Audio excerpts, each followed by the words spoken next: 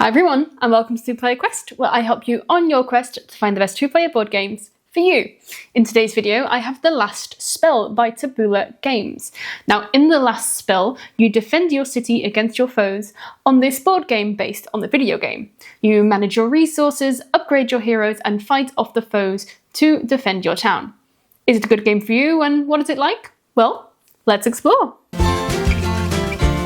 The Last Spell is a game for 1 to 4 players that plays in 2 hours according to the box, 2.5 hours according to BGG, and our session took 5 hours. So I believe that once you know the rules and you don't have to keep referencing them in between, I can understand how you might be able to get to that 2.5. But I think the 2 is very much on the short side unless you really know what you're doing and you really play quite quickly. It is at a 2.00 on BoardGameGeek for complexity, which is something that I don't agree with. I think this game should be more complex, or higher on the complexity scale than 2.00. There are 2.0 games that I feel fine with playing with my parents. This is not one of them. You have complicated iconography, you have all these tactics, strategies, things you need to do, things you need to take into consideration, all of the things plus the length, which also has an influence on the complexity rating. I think this should be higher than a 2. I think this should definitely be more along the lines of a 3, I think. So that 2.00, I definitely would say it's higher than that.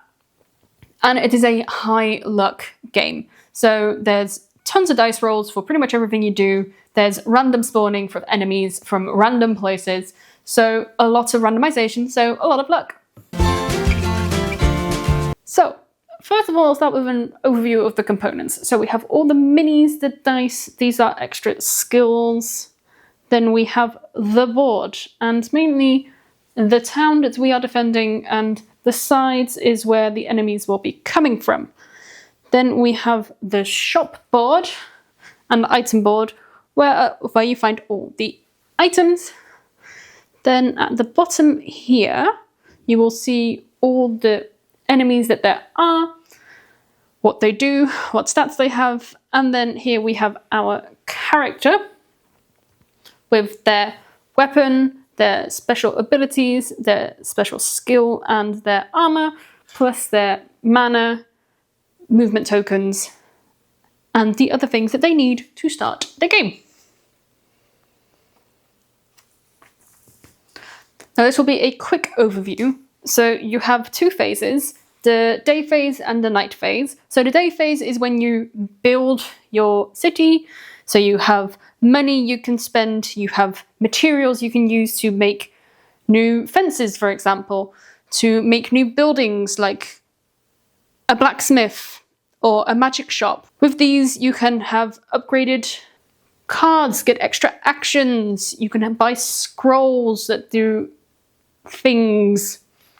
This is where you do the main bulk of building, upgrading, making your character and your city as good as you need, or as good as you can, for when the night comes. And then comes the night phase, in which you basically spawn monsters. Now that the monsters are spawned, they move and attack.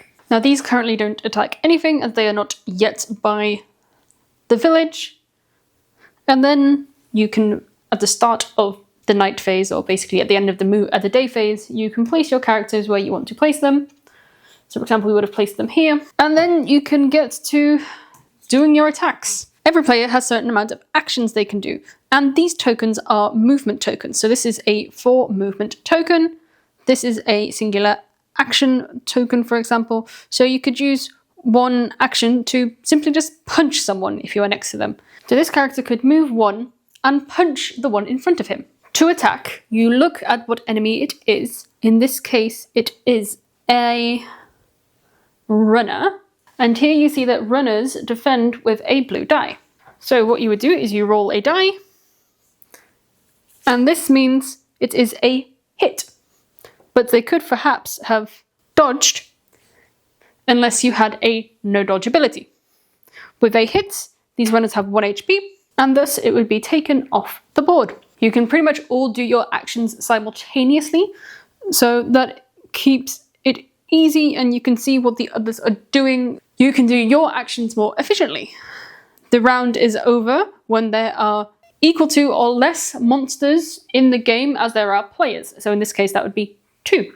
A single game has 3 days and 3 nights, and there are certain win conditions to every scenario, so read those to see what you need to do. Teaching this game to new players is going to take you a while. If you have at least one person who has played the game before, knows what they're doing, like properly knows what they're doing, preferably played the game several times, you could probably get the basics out in about 15 minutes to new players. But then that's just the basics and not how to properly play the game, how all the phases work, how everything properly works. So if you want to have that done, then I would say 20 to 30 minutes. And even then, you're still learning throughout game 1 sort of properly how things work, because there's so many questions that you don't think about until you start playing the game. If you like tower defense games, then this could be interesting for you. Apparently it is quite true to the video game. Now, we haven't played the video game, but our friends that we played this game with does, and he says it is quite similar. Now, there is a very steep learning curve to the iconography in this game. We have played the game 3 times now. Don't ask me what some icons are, and I have to reference the rules pretty much every time to think, oh yeah, that was this one, that was this one, that's how that worked. So referencing the rules is something that you will be doing quite frequently, definitely at the start. So that's something that you'll have to take into consideration when looking into this game. It was an interesting game. The setup takes quite a while. The setup for me filming this video took me about 20 minutes on my own, and while I don't necessarily mind setting up a game that much, that is quite a lot of time for a game, and at least at that point I want to enjoy the game. For us, we found the last spell at Spiel last year, and we couldn't try out the game. We were only there for 1 day, and it wasn't possible anyway, but we liked the concept, the tower defense part of the game. We liked the sort of 3D aspect of the game, so we were intrigued and we bought it.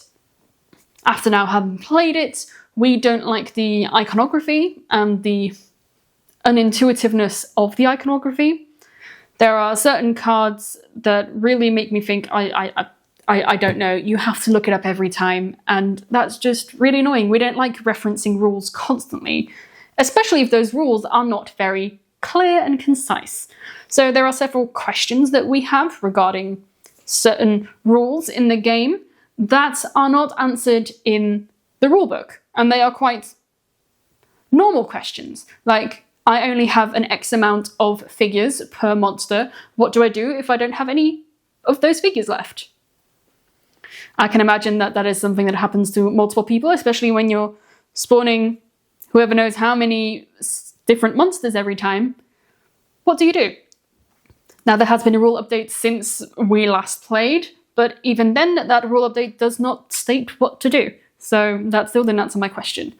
The defense part of the game is fun, and I generally don't like losing as long as it's because I did something or I had influence on the fact that I was losing, and not because, oh, twice at that random spot a certain monster has spawned that I can do nothing about that has now lost me the game. Because that... I like the strategy and tactic of thinking about it, but if I just lose just for the sake of it, basically, that's not something that I nor my husband enjoys. Plus, it generally felt like whatever I was doing wasn't very effective. So you have 24 monsters about spawning and maybe even more, and then all you can do in a round, sort of, is 4 actions. So then you'd be doing 4 actions that just kill 1 minion. Well, that's, in that case, you've killed 4 of the 24. And then another spawning round comes and there'll be 24 more. And it sort of feels pointless. Yes, there are different cards with different attacks that allow you to do different things. But there's also plenty of cards that only allow you to kill one monster. And then you kind of feel inadequate, as I shall call it. And then again, it's not something that I like in a board game. So for us, this is a game that is going to go on our to-sell list, so hopefully someone else can actually enjoy the game. The game works well at pretty much all the player counts you can play with. There are a few differences. The number of enemies that spawn is not dependent on the amount of players. What is dependent on the amount of players is how many actions you can do. So with more players, you have less actions, but you can use those actions more efficiently. Plus, you don't need to move as much. So with 2 players, you still get attacked from all the same places. So you need to attack where they are coming from. So you need a lot more running around, so actions, for example, to move, than with more. So it all depends on how many people you can find to play the game, what you prefer, whether you prefer to have more actions but more running around and more tactics like that, or having more players. And that brings us to the end of the video. Thank you so much for watching our review of The Last Spell. If you want to see another one of my reviews, you can click up here. If you have any comments, feedback, or suggestions, please put them in the comments below. I look forward to seeing you next time on 2 Player Quest.